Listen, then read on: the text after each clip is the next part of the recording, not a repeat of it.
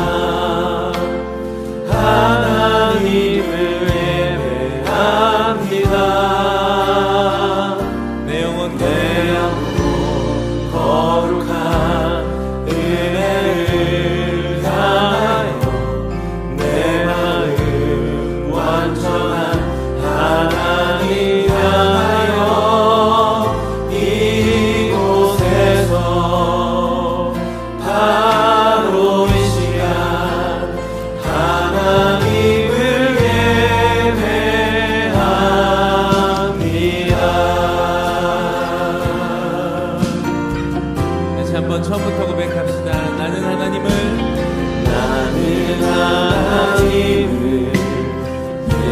예배하니 예배자입니다.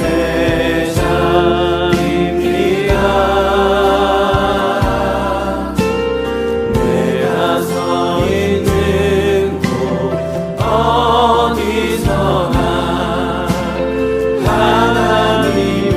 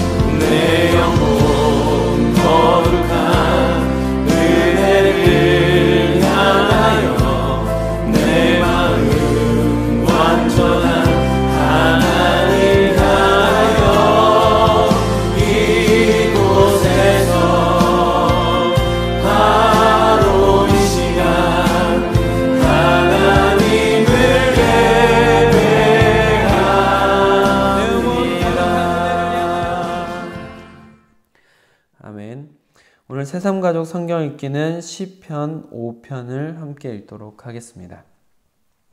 오늘 우리에게 주시는 하나님의 말씀은 요한복음 19장 31절로 37절 말씀입니다. 날마다 솟는 샘물 큐티 책으로는 60쪽에 있습니다. 요한복음 19장 31절로 37절 말씀을 저와 여러분의 교독으로 보시고 마지막 절은 함께 읽도록 하겠습니다.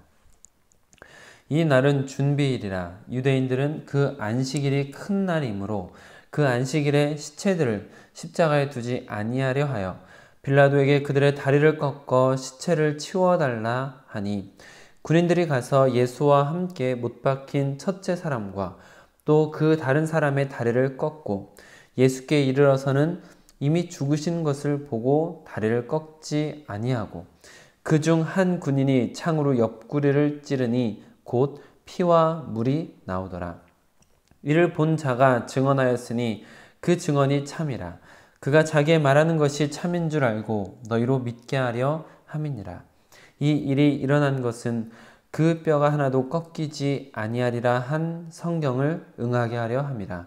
또 다른 성경에 그들이 그 찌른 자를 보리라 하였느니라. 아멘.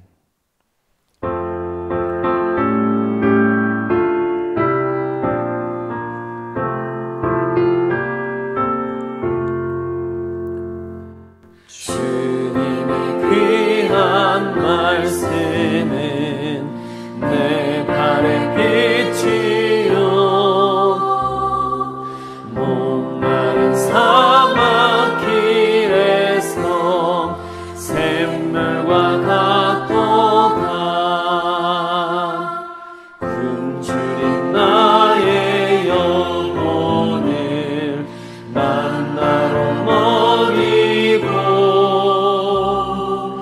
내 갈 길 밝게 비추니 그 말씀 귀하다. 아멘. 아버지 하나님, 오늘도 우리에게 귀한 하루를 허락하시고 주님 안에서 새 하루를 시작하게 하시니 감사드립니다. 하나님께서 주시는 말씀 안에서 깨달음이 있게 허락하여 주시고 우리도 주님께서 원하시는 삶을 살아가며 하나님께 기쁨을 드릴 수 있는 인생이 될 수 있도록 허락하여 주시옵소서. 우리 주 예수 그리스도의 이름으로 기도드립니다. 아멘. 오늘은 주어진 본문 말씀을 중심으로 하나님의 계획 속에서라는 제목으로 여러분들과 받은 은혜를 나누도록 하겠습니다. 예수님께서는 성경의 기록을 보면 금요일 오전 9시쯤에 십자가에 못 박히시고 오후 3시쯤에 십자가에서 죽으셨습니다. 유대인들의 시간 개념을 보면 그들은 저녁 6시부터 새로운 하루로 칩니다. 그러니까 예수님께서 돌아가신 오후 3시는 새로운 하루가 시작되기 3시간 전이라고 볼 수 있는 것이죠. 예수님께서는 금요일 오후 3시에 돌아가셨고 3시간이 지나면 새로운 하루가 시작되는 것입니다. 그리고 그 새로운 하루는 유대인들이 가장 큰 명절로 여기고 있는 유월절이었습니다.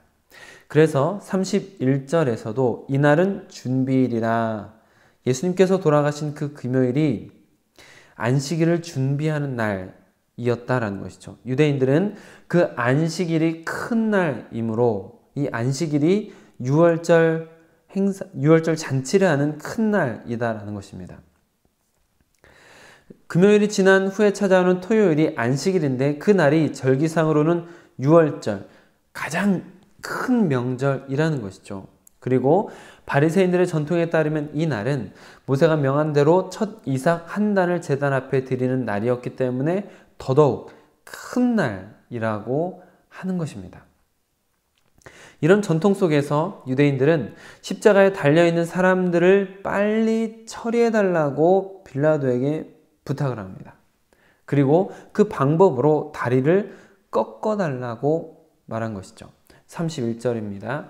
이 날은 준비일이라, 유대인들은 그 안식일이 큰 날이므로 그 안식일의 시체를 십자가에 두지 아니하려 하여 빌라도에게 그들의 다리를 꺾어 시체를 치워달라 하니, 유대인들이 십자가에 달린 사람들의 다리를 꺾어 달라고 부탁을 하고 있는 것은 십자가에 달린 죄수들을 빨리 죽게 만들어 시신을 처리하고자 함이었습니다. 왜냐하면 신명기 21장 22절 23절의 규정을 보면 나무에 달려 죽은 자는 하나님께 저주를 받은 자라고 하였습니다. 그렇기 때문에 십자가에 달린 사람들은 모두 나무에 달린 자로서 하나님께 저주를 받은 자라고 볼 수 있는 것이죠. 그리고 신명기에서는 나무에 달린 자는 저주를 받은 자인데 그 시체를 나무 위에 밤새도록 두지 말고 그날에 장사하라고 합니다. 왜냐하면 그 시체를 방치하여 밤새 그대로 둔다면 그들의 땅을 더럽히는 것이라고 경고하셨기 때문입니다. 유대인들의 가장 큰 명절인 유월절에 그들의 땅이 저주를 받는 일이 일어나면 안 되죠. 그래서 유대인들은 죄수들을 빨리 죽이는 방법으로 다리를 꺾어 달라고 요구한 것이고 시체를 빨리 유월절 전에 처리하려고 한 것이죠. 다리를 꺾으면 왜 빨리 죽을까요? 다리가 꺾이면 당시에 다리를 꺾을 때 커다란 곤봉, 쇠로 된 곤봉 같은 거로 쳐서 다리를 부러뜨리는 것인데 꺾인 부위에 출혈이 심해진다고 합니다. 그리고 지탱하던 다리가 부러지기 때문에 몸의 체중을 양쪽 팔이 전부 지탱하게 되죠. 그로 인해서 가슴 부위에 특히 심장에 큰 무리가 가고 쉽게 죽게 된다고 합니다. 그리고 만약에 천재, 지변 등으로 병사들이 자리를 피해야 될 경우에 죄수의 다리를 꺾어버리면 도망갈 수조차 없게 만드는 수단이 되는 것이죠. 빨리 죽고 도망갈 수도 없게 만드는 것입니다. 당시 십자가 처형을 받으면 보통 며칠씩 십자가에 매달려 있으면서 서서히 죽어가고 죽은 사람의 시체도 그대로 방치해서 새들의 먹이가 되게 만들고 그로 인해서 로마에 정복당한 사람들이 더 이상 반역을 생각하지도 못하게 만들었었습니다. 그러나 유대인들의 입장에서는 몇 시간 있으면 민족 최대의 명절인 유월절이 시작되는데 예루살렘에서 가장 잘 보이는 골고다 언덕에 나무에 매달려 있는 죄인이나 시신을 방치한다는 것은 가장 중요한 명절에 그들의 땅을 저주받게 만드는 일이었기에 그들은 빌라도에게 무리한 요구를 해서라도 시신들을 빨리 처리해달라고 한 것이죠. 그래서 빌라도는 군인들을 시켜서 죄인들의 다리를 꺾게 합니다. 그런데 예수님의 다리는 꺾지 않습니다. 그 이유는 33절에 이렇게 기록하고 있습니다. 예수께 이르러서는 이미 죽으신 것을 보고 다리를 꺾지 아니하고, 빨리 죽이려고 다리를 꺾는 것인데 예수님께 가 보았더니 예수님은 이미 죽으신 것이죠. 이미 죽으셨으니까 굳이 다리를 꺾을 필요가 없는 것이었습니다. 그래서 군인들이 한 선택은 34절입니다. 그중 한 군인이 창으로 옆구리를 찌르니 곧 피와 물이 나오더라. 확인 사살을 하는 것이죠. 창으로 예수님의 옆구리를 깊이 찔러 죽었는지 확인한 것입니다. 그런데 34절에서 피와 물이 나왔다라고 기록하고 있는데 군인이 깊이 찌른 창이 예수님의 심장을 찔렀고 심장에 있던 피가 고여서 혈장과 적혈구로 구분되어 있었던 것이 밖으로 쏟아져 나오면서 혈장은 물로, 적혈구는 피로 보였던 것입니다. 우리가 간혹 그 피 검사를 할 때 보면 피를 담아둔 시험관을 원심분리기로 빠르게 돌리는 것을 보신 적이 있으실 수 있습니다. 그렇게 돌리면 아래쪽에는 적혈구가 가라앉아서 빨간색으로 보이고 위쪽에는 분명히 피였는데 위쪽에는 혈장이 있으면서 투명 혹은 약간 누런색을 띠고 있는 것을 보실 수가 있습니다. 그와 같이 피가 심장 안에 고여있던 예수님의 피가 돌아가시면서 고여있던 피가 적혈구는 가라앉고 그렇게 혈장과 적혈구로 분리되어 있던 상태에서 창에 찔리면서 터져 나오니까 쏟아져 나오면서 물과 피로 보이는 것이죠. 이것은 예수님께서 인간으로서 확실히 죽으셨다라는 것을 보여주는 증거이기도 합니다. 보통 사람들은 며칠씩 십자가에 매달려 있으면서 서서히 죽어가는데 예수님만 못 박히신 지 6시간 만에 돌아가신 것은 십자가에 못 박히시기 전에 수많은 고문과 형벌로 이미 만신창이가 되신 상태였기 때문에 또 출혈도 많으셨기 때문에 다른 사람들보다 빠르게 돌아가신 것이죠. 군인들이 예수님의 다리를 꺾지 않은 이유는 늘 십자가 형벌을 집행하는 전문가의 소견으로 보기에 예수님의 상태는 이미 돌아가신 상태였기 때문에 굳이 예수님의 다리를 꺾을 필요가 없었던 것입니다. 그런데 이것 또한 어제 말씀을 나누었던 것과 같이 성경을 응하게 하는 사건이라고 36절에 증언하고 있습니다. 이와 관련된 성경은 시편 34편 20절에 보면 그의 모든 뼈를 보호하시며 그 중에 하나도 꺾이지 아니하도다. 아멘. 이 말씀이 이루어졌다라는 것이죠. 그리고 더 거슬러 올라가면 출애굽 사건을 볼 수가 있습니다. 이스라엘 백성들은 430년간 노예로 살던 이집트에서 출애굽을 하게 됩니다. 그런데 하나님께서는 그 결정적인 탈출의 날 직전에 떠날 채비를 다 하고 그 상태로 모든 가족이 어린 양을 잡아 먹되 뼈를 꺾지 말라고 하십니다. 그리고 어린 양의 피는 문의 좌우 문설주와 인방에 바르게 명령을 하시죠. 그리고 그날 밤에 하나님께서 보내신 죽음의 영이 어린 양의 피가 발라져 있는 집은 그냥 지나쳐 가고, 그렇지 않은 집에는 들어가서 모든 첫째들과 짐승의 첫 새끼들을 죽게 만들었습니다. 그리고 바로 다음날 출애굽이 가능하게 된 것이죠. 이 놀라운 사건을 기념하는 절기가 바로 유월절입니다. 유월절 어린 양의 피로 죽음의 영을 피하고 바로 다음날 출애굽을 한 것이죠. 그리고 예수님께서 십자가에서 피를 흘리신 날, 그날이 바로 유월절 전날이다라는 것을 알게 되면 예수님의 다리가 꺾이지 않은 그 사건이 첫 유월절에 어린 양을 먹었던 그것과 딱 들어맞는 일이다라는 것을 깨닫게 됩니다. 그렇기 때문에 유월절 어린 양의 피를 보면 죽음의 영이 지나간 것처럼 예수님의 피를 믿는 사람들은 죽음의 권세에서 자유를 누리게 되고 출애굽과 같은 죄로부터의 해방을 경험하게 되는 것입니다. 그래서 우리는 예수님을 유월절의 어린 양이라고 부르기도 하는 것입니다. 결국 이렇게 보면 예수님의 모든 사역은 하나님의 크신 계획 속에서 성경대로 이루어진 것임을 볼 수 있게 되고, 성경을 읽는 사람들은 하나님의 크신 계획을 깨달으며 감탄하게 되는 것입니다. 하나님께서는 출애굽의 크신 역사를 통해서, 그리고 그 역사를 기억하는 유월절 절기를 통해서 결국 앞으로 오실 메시아를 바로 알아볼 수 있도록 장치를 만들어 두셨던 것이죠. 성경의 모든 사건들이 하나님의 크신 계획 속에서 일어난 것이다 라는 것을 보게 되는 것입니다. 그리고 그 크신 계획 속에 우리도 포함되어 있습니다. 우리도 하나님의 인류 구원 역사에 속해 있는 사람들이라는 것이죠. 이 사실을 깨닫게 되면 나에게 일어나는 모든 일들이 하나님의 계획 속에서 진행되고 있음이 보이게 되고, 하나님의 말씀에 대한 신뢰, 그리고 마음의 평안이 찾아오게 되는 것입니다.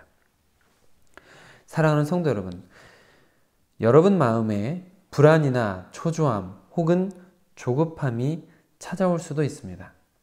그러나 우리가 하나님의 크신 계획 속에 있다라는 것을 믿으시길 바랍니다. 지금 당장 내가 깨닫지 못하더라도 우리는 하나님의 계획 속에 있습니다. 그렇기 때문에 지금 내가 당하는 고난도 결국에는 나에게 유익했습니다 라고 고백할 날이 올 것이고, 그 고난들로 인해서 오히려 하나님의 말씀을 깨닫게 되었습니다 라고 고백할 날이 올 것입니다. 예수님의 모든 사역은 하나님의 크신 계획이 온전히 성취되고 있음을 보여주는 사건이었다라는 것을 다시 한번 기억하시고, 그 크신 계획을 온전히 신뢰하며 하나님이 주시는 하늘의 평안 속에서 하나님의 말씀에 순종하며 한 걸음 한 걸음 걸어가신다면 우리도 주님 앞에 아름답게 쓰일 날이 올 줄 믿습니다. 기도하겠습니다. 크신 아버지 하나님, 우리는 하나님의 크고 위대하심을 알고는 있으면서도 하나님을 우리의 작은 믿음 안에 가두려고 하는 일이 반복됩니다. 하나님을 온전히 의지하지 못하고 신뢰하지 않아서 조급함으로 이를 그르치고 불안하고 불편할 때가 많이 있습니다. 우리를 향하신 하나님의 계획을 온전히 알지 못하기에 우리 앞에 일어나는 고난들로 인해서 좌절하고 통곡할 때도 있습니다. 그러나 아버지 하나님, 우리들에게 예수님을 통해서 하나님의 모든 계획이 온전히 실현되었음을 보고 깨닫도록 허락하여 주옵소서. 또한 하나님께서 우리를 향한 크신 계획이 있음을 신뢰하게 하옵소서. 그 신뢰 속에서 한 걸음 한 걸음 동역자분들과 걸어가며 하나님께서 맡기신 뜻을 온전히 성취하는 인생이 되도록, 또 그런 교회가 되도록 인도하여 주시옵소서. 우리 주 예수 그리스도의 이름으로 기도드립니다. 아멘. 오늘 교회 합병과 관련해서 노회 예전위원회 모임이 있습니다. 소명교회 담임목사 취임 예식과 예전위원회 모임에 장로님들과 함께 참석을 할 예정입니다. 위에서 기도해 주시기를 부탁을 드립니다. 성전 청소를 어제 권사님께서 많이 하시고 가셨습니다. 조금 남은 것은 저녁에 제가 하면 되니까 오늘은 크게 신경 쓰지 않으셔도 되실 것 같습니다. 주일 예배를 내일 드리는데 아직 코로나19 문제가 남아있기 때문에 성도님들께서 건강상의 문제가 없도록 함께 기도해 주시고 하나님의 임재가 가득한 예배가 되도록 기도 많이 해주시기를 부탁을 드리겠습니다. 여러 가지 문제로 같은 공간에서 예배를 드리지 못하시는 분들도 실시간 예배와 녹화된 영상을 통해서 예배를 함께 드리며 동일한 하나님의 임재와 은혜가 있도록 기도해 주시기를 부탁을 드립니다. 오늘도 하나님의 은혜 안에 머무시는 귀한 하루가 되시길 주님의 이름으로 축복합니다. 주님의 이름이 주님의 이름만이 오직 주의 이름만 이곳에 있으리